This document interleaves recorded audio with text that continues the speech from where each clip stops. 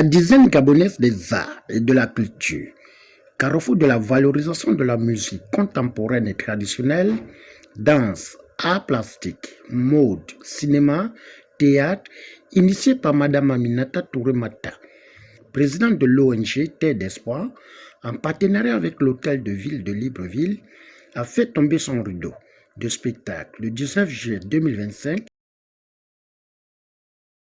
Gabon, une aurore se lève, encourage l'ardeur qui vibre et nous soulève.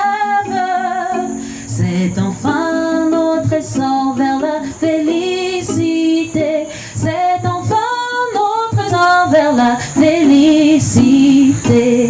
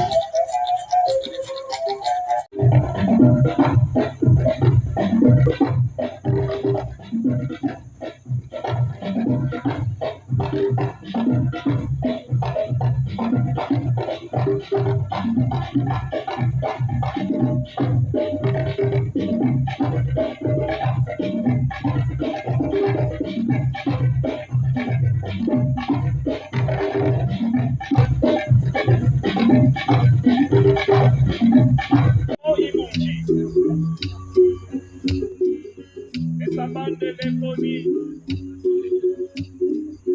la forêt des abeilles.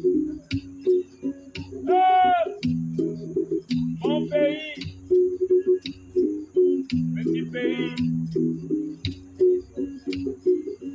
mon pays, petit pays.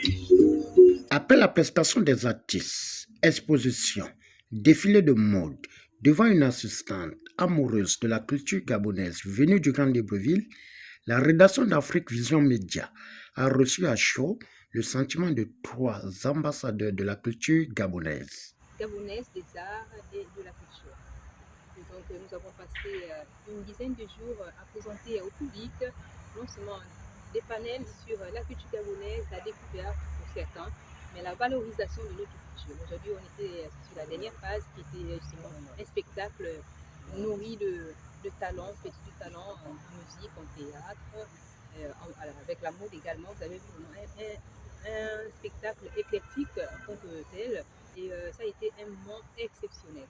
Excusez-moi, je sors, mais vraiment, ça fait une minute que je sors de la scène, donc j'en suis encore très émue. Dernière journée, j'espère que le public repartira de là en sachant que notre culture nous appartient. Nous sommes les premiers acteurs à la valoriser, et elle a besoin justement de ce rayonnement pour continuer à exister, continuer à vivre. Et donc c'est ça l'objectif justement de cette dizaine gabonaise des arts et de la culture. Enfin, j'aimerais justement déclarer que ça a été une réussite parce que nous n'avons pas forcément eu les moyens qu'il fallait pour organiser cette première édition.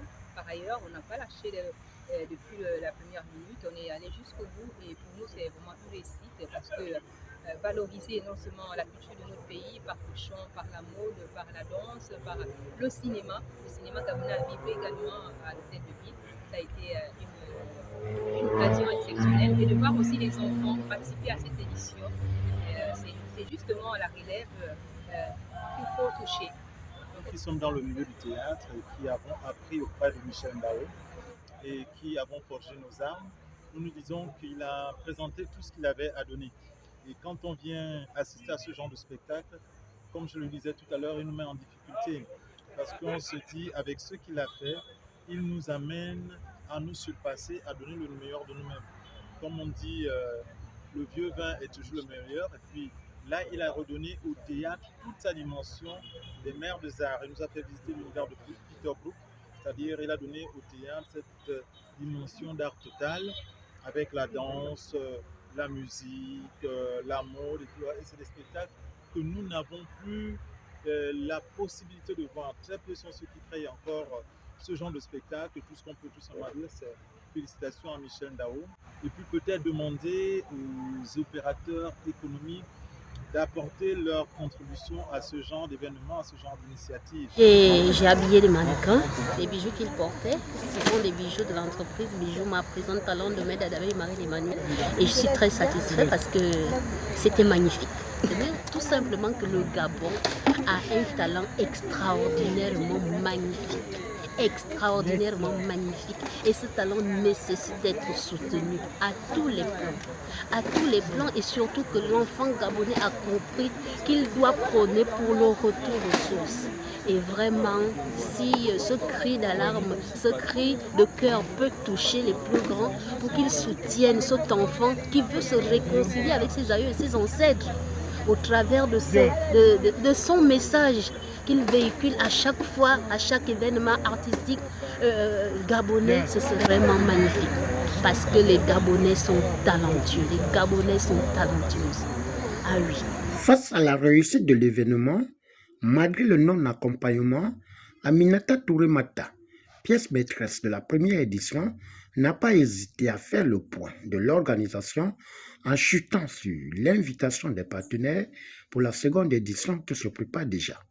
Pour montrer les talents de toutes les filières artistiques et c'est vraiment, je pense, en phase avec ce que nous inspire la félicité. En tant qu'acteur culturel, qu'est-ce qu'on peut emmener au pays? Il a été question de ça. Il y a des droits qui sont revendiqués de manière tout à fait normale et légitime par les acteurs culturels, les artistes et autres. Mais il y a aussi pour nous un devoir de nous structurer pour donner au pays. Okay. À donner, il était question de ça. Difficulté, déjà d'abord je remercie la mairie de Libreville qui a pris ce projet à cœur et qui a mis tout en œuvre, qui nous a donné donc un espace qui nous a permis de réduire peut-être un peu plus important. Mais il est sûr que pour ce genre d'événement, il y a beaucoup de dépenses qui sont forcément nécessaires de faire pour mener le projet dans quelque chose de professionnel. Et bien sûr, ça a été beaucoup de sacrifices. Voilà.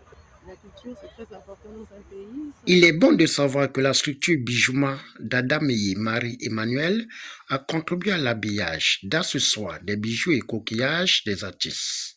Au finish, c'est dans une ambiance festive que cette édition a fait tomber son rideau.